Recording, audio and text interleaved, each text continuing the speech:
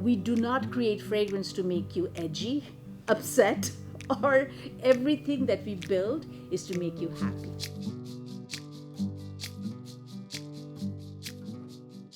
My name is Krishna Kundu, and I'm VP of Perfumery, Chief Perfumer in International Aromatics. That's our fragrance company's name. And I'm with this company almost now 20 years, but my experience in the fragrance industry is about 50 years. So I started when I was a baby. What does a perfumer do? Okay, what a perfumer do is kind of like a chef or a musician. Chef like puts a lot of different ingredients to create something unique and interesting that's very palatable. So similarly, a perfumer takes all kinds of different raw materials. And what are these raw materials? They're all found in nature. Some of them are made synthetically, and some of them are essential oils that comes purely from the product itself, like a rose or a wood, cedar wood, patchouli, vetiver. We use all these different raw materials that are found in nature, put together in different quantities to create a certain nuance. And that is what perfumers do. Can you talk to me a little bit about the smell as a sense? Like, what is What it does to our mind. Yeah, like I feel like we were talking about it earlier. It was like touch or sight, but obviously smell is the one that you can't see. Yeah. So talk to me a little bit about that. So, exactly like when you are looking outside, outdoors, you can see and get an emotion out of it. You're in a beautiful valley or a seashore, you feel a certain emotion, you feel good. Or you see something very drastic happening, you feel scared or afraid. Similarly, fragrance, all these nuances that we are using, like when you smell a strawberry, what do you feel? When you smell something like a food cooking, a vanilla ice cream, or a lemon, or when you are cooking something in the kitchen, you feel warm and cozy. So those are the feelings what we want to evoke in a person who is utilizing the fragrance. If they want to feel very rejuvenated, we use raw materials like citruses, to give you that effervescent note, or ginger that gives you that effervescent note. When you want to feel in a mood like a spa feeling, then we are going to utilize notes like eucalyptus, peppermint, rosemary, or lavender. Nuances like lavender or rose gives you that calming effect. So all these notes that we are using, it evokes a certain kind of feeling in you. Also, it brings memory, like grandmother's fragrance, what she used to use, or your mom, what she used to use. That will give you a cozy feeling. So we do not create fragrance to make you edgy, upset, or everything that we build is to make you happy. I love that, and one thing you touched on there, and we touched on a little bit earlier that I didn't really realize was how much chemistry is involved in making perfume, making scent. Obviously, I like the parallel of chef because, like, obviously they're recipes, but they bring their own nuance to it as well. So it's like, talk to me a little bit about blending the art and science together. Okay, that's my favorite subject because I'm a chemistry student, and I did the instrumentation that we are utilizing now in a big way in perfumery. In olden days, fragrance used to be like a recipe book. Grandfather will hand it to the son will hand it to the daughter, or another son, and it used to be trickle down effect of that. So it used to stay in the family. But in modern days, it has instrumentation, which is chemistry, got involved in it. Now, whatever we are making, like I said, they're all aromatic chemicals. Now, what is an aromatic chemical? They're all found in nature. Like when you're smelling a banana, it is made, the nuance that you're smelling is amyl acetate, benzyl acetate. When you're smelling a flower like rose, you're smelling citronellol geraniol. These are the individual aromatic chemicals that makes the smell of a complete rose. Now, how do we know these raw materials are making the smell of rose. So we can dissect it by an instrument called GC mass spec. And we interject the fragrance into the mass spec, which has a coil, and it elutes according to, elute means it comes out of the machine according to its molecular weight. So every raw material has a different molecular weight. So the lowest molecular weight elutes first, then goes consecutively. The higher molecular weight, then they elute last. But all these raw materials are in the library of our instrument. So then we go back and look which raw material is eluting and at what percent. So that is the chemistry part of it that comes into play. Also, the uniqueness of how do we utilize this instrument. This instrument is used in air pollution technology or water pollution technology, like what pollutants are there. That's how it was utilized in olden days. But perfumery started to use it creatively. So we even have an instrument called headspace. So it's like a bulb that gets attached to the GC mass spec, and we can analyze anything in its living state.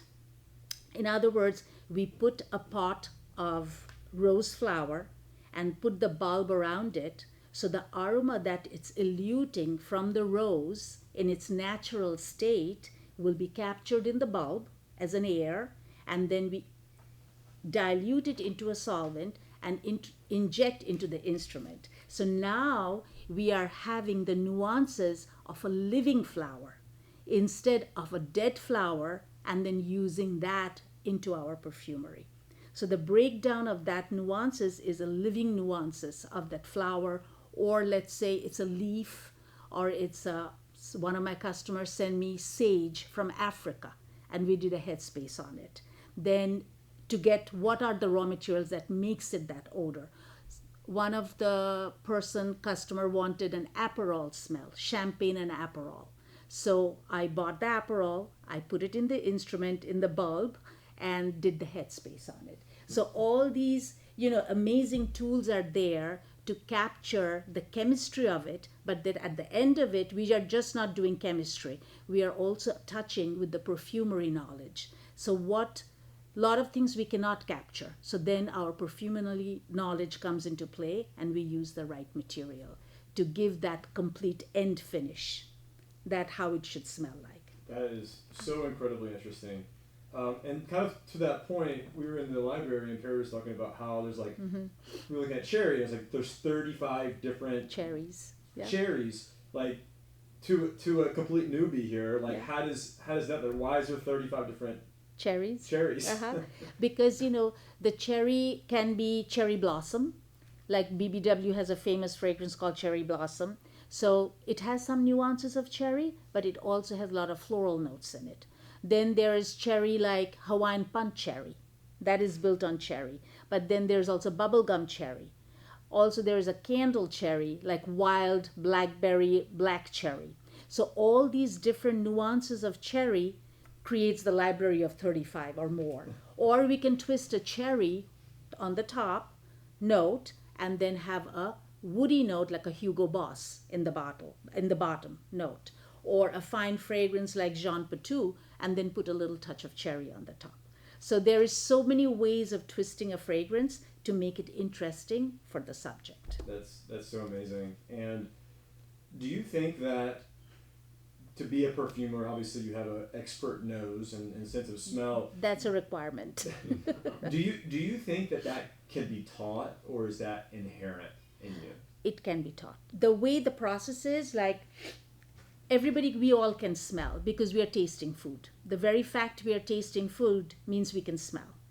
And we can identify a salty food from a sweet food, or a strawberry from a cherry, a banana from an apple. We can figure that out. So if we can do that, we can also learn how to smell the individual notes of what goes into a fruit or a wood or a flower, individual notes that makes it, put it in our memory bank. It's just learning a language or learning notes of music. So when you're learning different notes of music, you put it to your memory bank, and then you can write the song or write the tune. So similarly, we are putting each nuances into our memory bank. And then you can, identify, okay, I smelled this. Then that's the beginning. So first you learn each one of them, each individual raw materials, and put it into your memory bank. Then once you're expert in that and you have a creative side, then you start to put things together. So now chemistry meets art. And then you put the products to the two ideas together and you come up with beautiful fragrances. That's amazing. And it's also by practice, so you have to practice it. So it doesn't happen in a day, and colleges or schools doesn't teach that in general. So you have to learn it while you're working under the tutelage of a perfumer. And then you blossom into a perfumer, but you should have the ability to identify one from the other. So, and you can polish it, depends on your interest, passion. You can polish it and become one. I want to talk a little bit, obviously, about St. John's. Can you talk to me? Obviously, St. John's has a big Caribbean influence. Mm-hmm. Let's maybe start there. Like, how do you bring that? Well, obviously, the bay rum oil is a big attribute to it. But like, how do you bring that Caribbean influence into the fragrance that he has, the St. John's at? So Rhys is the gentleman who came to our company, and he wanted to do a couple of fragrances for his line. And so how it works is they will come. He came, he gave the inspiration, the background of this brand. It's Caribbean. It's very natural. It's like, it should have that kind of feel, natural feel, and the uniqueness of the Caribbean. Then he came up with the story of the Madras. So I'll give you the story of the Madras that was given to us, which I'm going to read a little bit.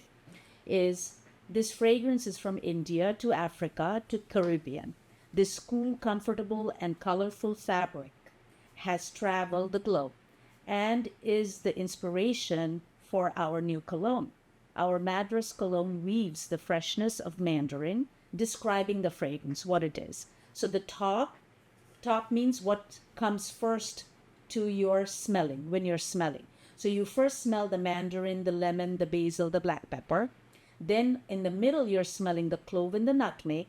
And in the base, you're smelling the amber, cedar notes, patchouli notes, costus notes, and blonde wood notes. So this is the structure of this fragrance. Now, why did we use these notes? Because when the story was told to us about this Madras, is the fabric started or was being made in Bay of Bengal, and it looks something like this, plaited like this. And it was hand woven by those locals in their machine that was called taat in Bengali, because I happen to be Bengali, so I know how it started. And then that fabric made its way to Africa. How, if I have to guess, I'm thinking maybe through the colonials. That's who brought them to Africa probably, or it somehow trickled there, then from Africa to the Caribbeans. And so it captured all these different countries' moods and, whatever they are using there. So when we created the fragrance, we used raw material. We tried to give different, like some things from Africa, some things from India, to create this fragrance of Madras. And it ended up being a beautiful fragrance with citrus on the top, a lot of spice notes, like we talked about, the nutmegs, the black peppers and cloves, and then the woody notes of vetiver, patchouli, and also musk. We have used musk. Musk is very sensual, which is used in these fragrances, this particular one. And that process, how are you concocting the proportions of all those? I mean, that's a lot of ingredients there. Mm-hmm.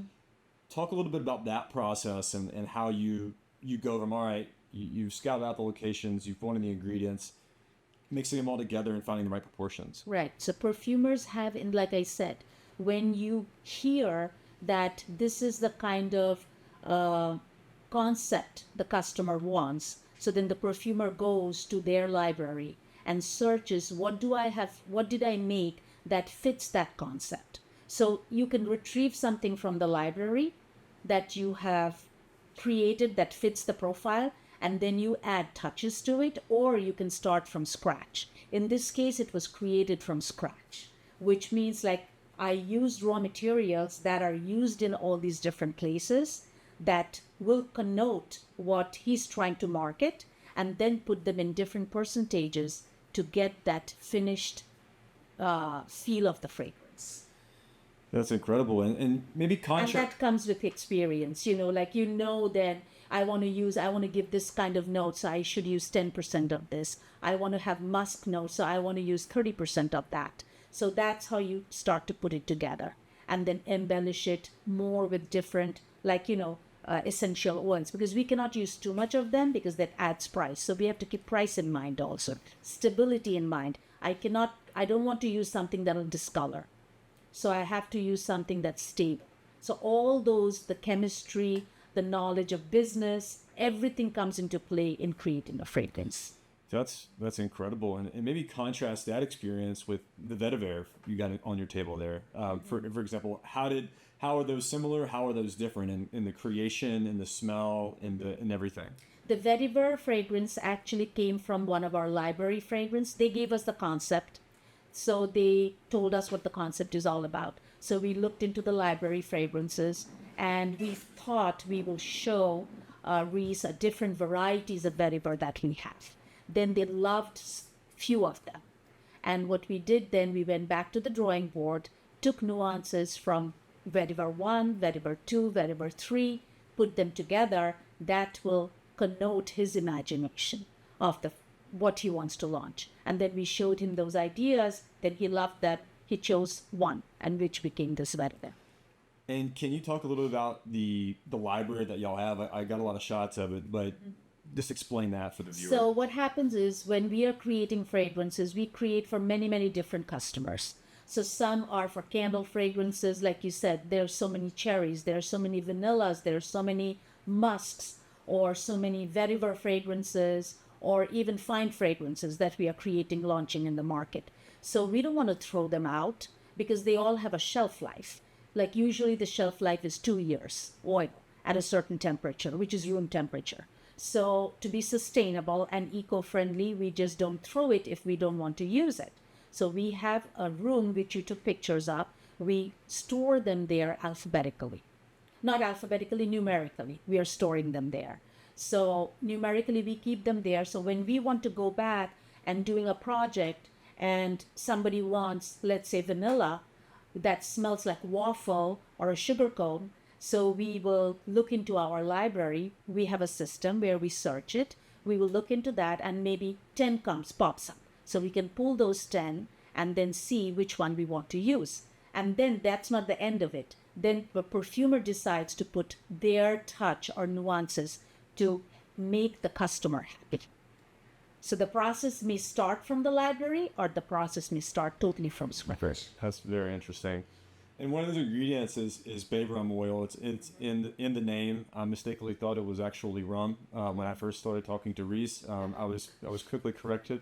But can you talk a little bit about that as a ingredient? Definitely. So in the bay rum, I have all these here. Yeah. Okay, the bay rum, definitely the name says bay and rum. Now, the fragrance really is very spicy, and it uses bay oil by itself. But bay oil, also perfumery, we are regulated by, and I would say a taskmaster for us. Like all the raw materials we want to use, we cannot use because it has to be skin safe. It has to be not carcinogenic. So all raw materials we are using are RIFM approved, and they are tested on skin and smelling them for a prolonged time. So we can only use those things. So bay rum by itself, the bay oil is kind of flagged. So we created a synthetic version using all the materials that smells like bay oil. So that's there. It has tremendous amount of cinnamon odors, which is like, cinnamon stick.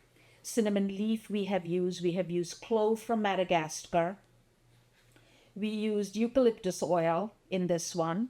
Then we have citrus oil like orange, and musk at the bottom. So musk makes it sensual. Also, the very fact the name rum, we gave also connotations of that edible, sweet, exotic feel. So there is that feeling of rum in it too. But we haven't used any raw materials that will make a rum. But it gives you that feeling of warmth. Yeah, and talk about like giving feeling. I mean, I think that's just so incredibly difficult to do. And obviously, I've worn fragrances, I've used soaps, lotions and all this. Like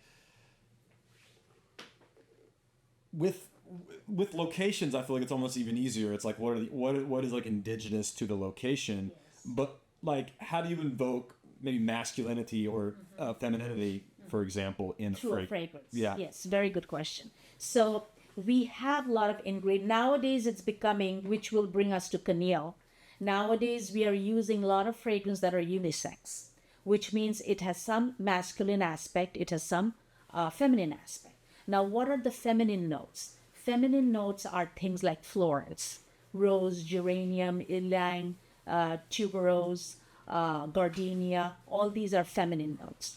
Now, what is a masculine note? Masculine notes that we use are woody notes, patchouli, vetiver. Musk is used in both. Also, in masculine, we use lime mainly, more than the oranges. Oranges goes into more feminine. Lemon goes into feminine. Lemon also goes into masculine. Lime goes into masculine.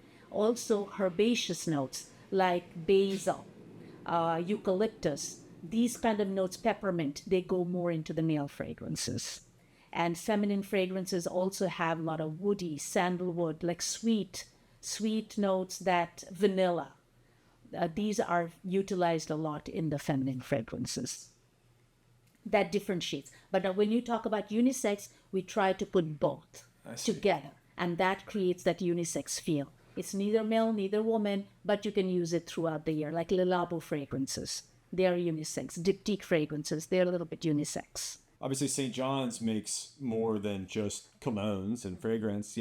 Is there a difference in like soap, scents for soap versus scents for fragrance? Yes. What happens is, like, they want the same fragrance in soap.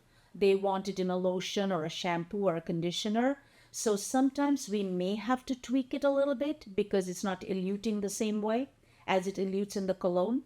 But most of the time, the same fragrance works. But what we do is we change the solvent, the carrier. So the carrier have to be friendly for the products it's being made for. So certain carriers we can use for candles, certain carriers we can use for lotions or shampoos and conditioners, things like that. So that's the only difference. And sometimes, okay, in a soap, it's not projecting. The top note is not projecting. So then I have to boost the top notes. So I'm refixing the fragrance to give the same connotation as the cologne by tweaking it a little bit.